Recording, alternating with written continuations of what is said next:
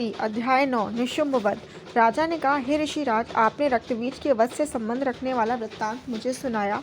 अब मैं रक्तबीज के मरने के पश्चात क्रोध में भरे हुए शुम्भ व निशुम्भ ने जो कर्म किया वह सुनना चाहता हूँ। महर्षि मेधा ने कहा, रक्तबीज के मारे जाने पर शुम्भ और निशुम्भ को बड़ा क्रोध आया और अपनी बहुत बड़ी सेना का इस प्रकार सर्वनाश होते देखकर निशुम्भ देवी पर आक्रमण करने के लिए दौड़ा। उसके साथ बहुत से बड़े बड़े असुर देवी को मारने के वास्ते दौड़े और महापराक्रमी शुम्भ अपनी सेना सहित चंडिका को मारने के लिए बढ़ा। फिर शुम्भ और निशुम्भ का देवी से घोर युद्ध होने लगा और वह दोनों असुर इस प्रकार देवी पर बाण फेंकने लगे जैसे मेघों से वर्षा हो रही हो।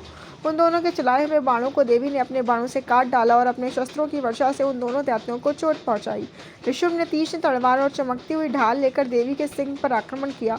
अपने वाहन को चोट पहुंची देखकर देवी ने अपना छुरप नामक बाण से निशुम्भ की तलवार व ढाल दोनों को ही काट डाला।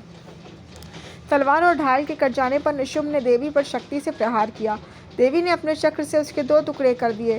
फिर क्या था, दैत्य मारे क्रोध के जलभुन गया और उसने देवी को मारने के लिए उसकी ओर शूल फेंका, किंतु देवी ने अपने मुक्के से उसको चूर चूर कर डाला। फिर उसने देवी पर गदा से प्रहार किया और देवी ने त्रिशूल से गदा को भस्म कर डाला। इसके पश्चात वह फरसा हाथ में लेकर देवी की ओर लपका। देवी ने अपने तीखे बाणों से उसे धरती पर सुला दिया।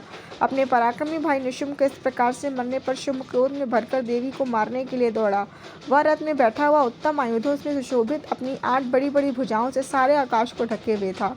शुम्भ को आते देखकर देवी ने अपना शंख बजाया और धनुष की टंकोर का भी अत्यंत दुस्सह शब्द किया। साथ ही अपने घंटे के शब्द से, जो कि संपूर्ण दैत्य सेना के तेज को नष्ट करने वाला था, संपूर्ण दिशा में व्याप्त कर दिया। इसके पश्चात देवी के सिंह ने भी अपनी दहाड़ से, जिसे सुन बड़े बड़े पहलवानों का मन चूर चूर हो जाता था, आकाश, पृथ्वी और 10 दिशाओं को पूरित कर दिया। वह आकाश में उछलकर काली ने अपने दैत्यों तथा हाथों को पृथ्वी पर पटका। उसके ऐसा करने से ऐसा शब्द हुआ जिससे कि उसके पहले के सारे शब्द शांत हो गए। इसके पश्चात शिवदूती ने असुरों के लिए भय उत्पन्न करने वाला अट्टहास किया, जिससे सुनकर दैत्य थर्रा उठे और शुम्भ को बड़ा क्रोध हुआ। फिर अंबिका ने उसे अरे अरे दुष्ट, खड़ा रह कहा तो आकाश से सभी देवता जय हो बोल उठे। शुम्भ ने वहां आकर ज्वालाओं से युक्त एक अत्यंत भयंकर शक्ति छोड़ी, जिसे आते देखकर देवी ने अपनी महोल्का नामक शक्ति से काट डाला।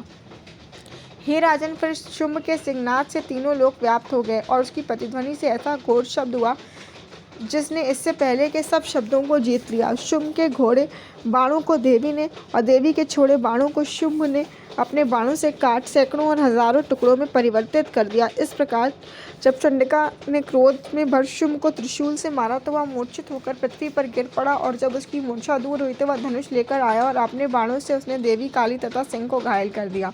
फिर उस राक्षस ने 10,000 भुजाएं धारण करके चक्रादि आयुधों से देवी को आच्छादित कर दिया। तब भगवती दुर्गा ने कुपित होकर अपने बाणों से उन चक्रों तथा बाणों को काट डाला। यह देखकर निशुम्भ हाथ में गदा लेकर चंडिका को मारने के लिए दौड़ा। उसके आते ही देवी ने तीक्ष्ण धार वाले खड्ग से उसकी गदा को काट डाला। उसने फिर त्रिशूल हाथ में ले लिया। देवताओं को दुखी करने वाले निशुम्भ त्रिशूल हाथ में लिए हुए आता देखकर चंडिका ने अपने शूल से उसकी छाती पर प्रहार किया और उसकी छाती को चीर डाला। शूल विदीर्ण हो जाने पर उसकी छाती में एक उस जैसा ही महापराक्रमी दैत्य ठहर जा कहता हुआ निकला। उसको देखकर देवी ने बड़े जोर से ठहाका लगाया। फिर वह भी निकलने न पाया था कि उसने उसका सिर अपनी तलवार से काट डाला। सिर के कटने के साथ ही वह पृथ्वी पर गिर पड़ा। तदनंतर सिंह दहाड़ दहाड़ कर असुरों का भक्षण करने लगा और काली शिवदूती भी राक्षसों का रक्त पीने लगी। कौमारी की शक्ति से कितने ही महादैत्य नष्ट हो गए। ब्रह्मा जी के कमंडल के जल से कितने ही असुर समाप्त हो गए। कई दैत्य महाश्वरी के त्रिशूल से विदीर्ण होकर पृथ्वी पर गिर पड़े और वाराही के प्रहारों से छिन्न भिन्न होकर धराशायी हो गए। वैष्णवी ने भी अपने चक्र से बड़े बड़े महापराक्रमियों का कचूमर निकालकर उन्हें यमलोक भेज दिया और ऐन्द्री से कितने ही महाबली राक्षस टुकड़े टुकड़े हो गए। कई दैत्य मारे गए, कई भाग गए, कितने ही काली शिवदूती और सिंह ने भक्षण कर लिए।